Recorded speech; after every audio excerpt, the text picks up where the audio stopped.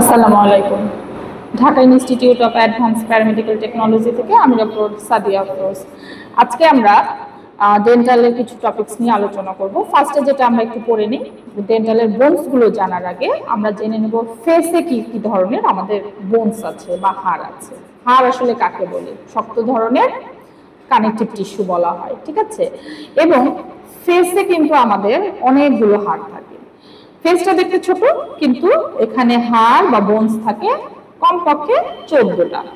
তাহলে আমরা কি বললাম? আমাদের ফেসে বোনস থাকে 14টা, এবং এই ফেসে 14টা বোনসের মধ্যে দুই রকম বোনস থাকে, একটা হচ্ছে পেয়ার আর একটা হচ্ছে আনপেয়ার। পেয়ার মানে হচ্ছে কিছু বোনস থাকবে জোড়া, ডাবল ডাবল দুইটা করে, আর কিছু হাড় থাকবে একটা করে, সেটাকে বলা হয় আনপেয়ার।